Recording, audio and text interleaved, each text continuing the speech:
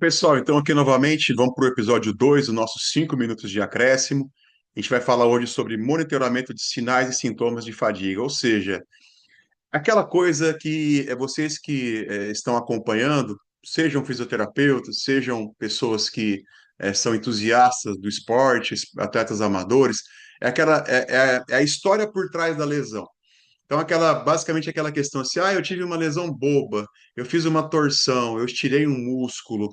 Então, você pode ter certeza que o seu corpo tentou te avisar, antes que essa lesão acontecesse, e as pessoas acabam achando que isso é uma casualidade, né? Ou um azar. Então, hoje, monitorar sinais e sintomas para evitar lesão não é achismo, é uma ciência. A gente vai estar podendo debater um pouco sobre isso agora, tá? Vamos lá, então.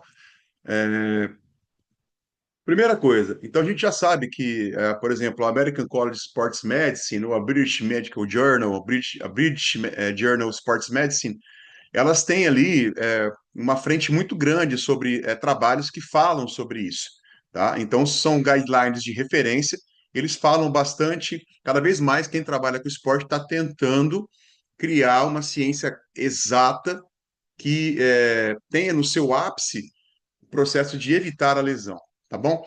Então, nós sabemos que existem marcadores de fadiga, tá? E esses marcadores têm relação direta com o aumento de risco de lesões musculoesqueléticas.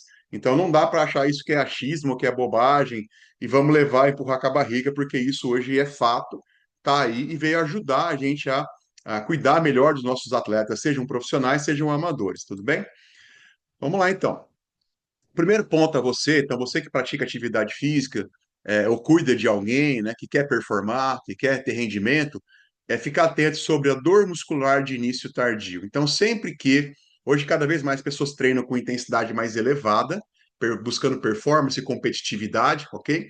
Então é comum todo mundo se desafiar um pouco mais com relação à intensidade, com relação a treinos mais pesados, mais puxados, com alta intensidade.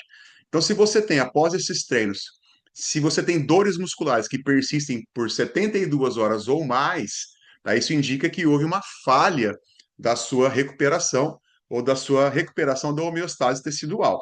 Tá? Isso tem uma relação bastante importante com o aumento de risco de estiramentos, principalmente no caso do futebol, que a gente está agora na pauta do futebol, dos isquiotibiais, tá bom?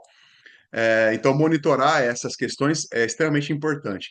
Alterações na variabilidade da frequência cardíaca. A variabilidade da frequência cardíaca, para quem nunca ouviu falar, é, na verdade, um dado estatístico que, a partir da coleta de 200, 300 batimentos cardíacos com um sensor e um aplicativo, tá? Esse aplicativo ele calcula a média de intervalo de tempo entre uma contração do ventrículo e a sua próxima.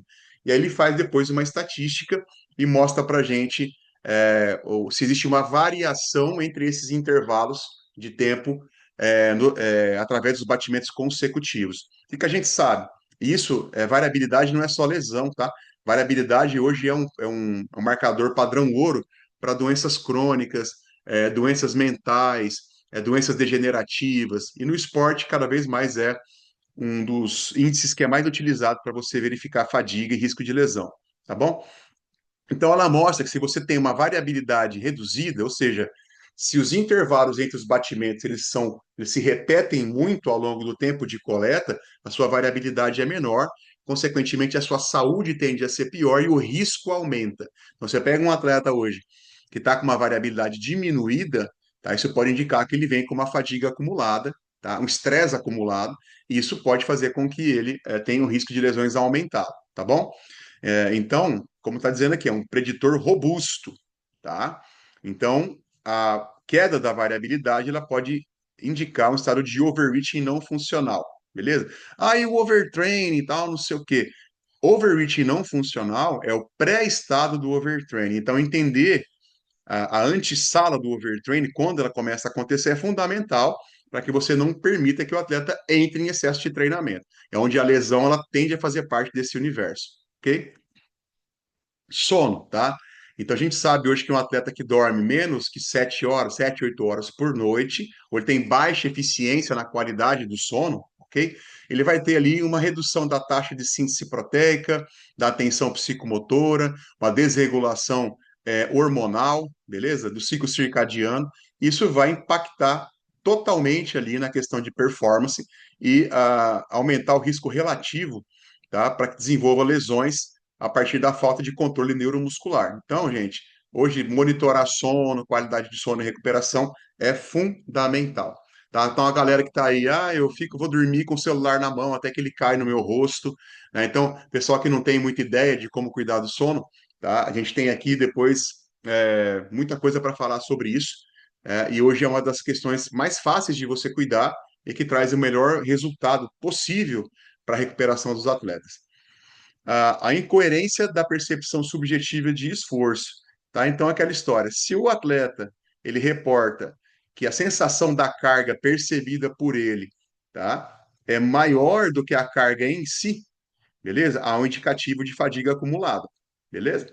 Então, os trabalhos hoje enfatizam bastante que o desequilíbrio entre carga aguda e crônica é um dos principais preditores para lesão por overuse, que são aquelas lesões, se você não gerencia a carga, você tem uma desproporção entre acúmulo de carga e solicitação intensa de carga, que é essa relação entre carga aguda e crônica, você invariavelmente tende a aumentar o risco de lesões oportunistas, né, por excesso de solicitação. Você tem tendinopatias, por exemplo. Tudo bem? Fadiga mental e irritabilidade. Então, o pessoal acha que ser irritado e bravo faz parte da performance. Não, tá? Então, você conseguir avaliar humor, raiva, irritabilidade, resiliência do atleta, são aspectos mais cognitivo-comportamentais, faz toda a diferença também. Então, essas alterações de humor e fadiga, elas aumentam o tempo de reação, porque você tira o foco da concentração da modalidade, o automatismo ligado à modalidade, esse atleta ele começa a realmente ter tempo de reação menor, confusão mental na hora de tomar decisão. Tá? Isso pode aumentar, como já falamos também, pode aumentar a predisposição a lesões por contato ou contusões, ou até situações de autopreservação, de proteção ou antecipação ligada à proteção do gesto esportivo. Tudo bem? Então, aí nas aterrissagens, mudança de direção, frenagem, mudança de direção, onde você pode ter uma relação entre fadiga mental e aumento do risco de lesões por não ter essa capacidade, ou por diminuir essa capacidade, beleza, pessoal? E aqui nós temos como é que você pode fazer o monitoramento. A gente trouxe aqui os questionários validados que você pode estar utilizando. Então, o Wellness Questionnaire, né, para sono, fadiga, estresse, dor muscular e humor, escala Borg, tá, para questão de carga interna e percepção subjetiva de esforço, a correlação entre elas. O questionário de recovery e estresse para atletas, tá, que ele vai também avaliar essa questão ligada a estresse e recuperação, tanto na questão física como social, beleza? A variabilidade, a gente já falou, então monitorar a variabilidade, você vai ter ali uma condição de perceber a saúde interna ligada à fadiga e a questão de regulagem autonômica a partir da fadiga, e o salto de contramovimento, que hoje em dia, ter uma plataforma de salto, que não é tão caro, já é muito acessível com o aplicativo, é muito interessante, porque você consegue perceber através disso se o indivíduo tem uma potência de pico, ainda mais no futebol, né? Que é um trabalho muito voltado para membros inferiores. Então, como é que está a potência de pico? Como é que está o índice de relação entre a condição excêntrica para conversão em concentricidade da musculatura, tá? Você vai ter a questão também de tempo de voo, você vai ter a questão de assimetria entre o lado direito e o lado esquerdo por conta da superfície de contato, qual pé que faz mais força na hora de saltar. Então você consegue ter um custo-benefício muito elevado tendo aí uma plataforma de salto aí no seu consultório, tá bom? E aqui, um debate de hoje, a gente vai falar mais um pouquinho sobre a Copa do Catar, que quem esteve ali. Olha que interessante esse dado: 19% das lesões registradas na Copa do Catar foram classificadas de início gradual, ou seja, o indivíduo ele sentiu avisos, tá? Então, os atletas relataram sintomas persistentes, como dor muscular, rigidez ou desconforto, antes que a lesão viesse a acontecer e tirasse o atleta da sua rotina de competição. Então, olha só, 19%. Tá, mas é pouco, né? Mas olha que interessante, 81% das lesões foram de início súbito, ou seja, lesões agudas. No entanto, tá, em análises qualitativas de recovery, foi mostrado que mesmo nos eventos súbitos, uma parcela significativa dos atletas apresentavam marcadores de fadiga neuromuscular alterados nas últimas 48 horas. Então, se você consegue, mas então o cara que tinha algum sinal ali de fadiga e teve a lesão é 20%.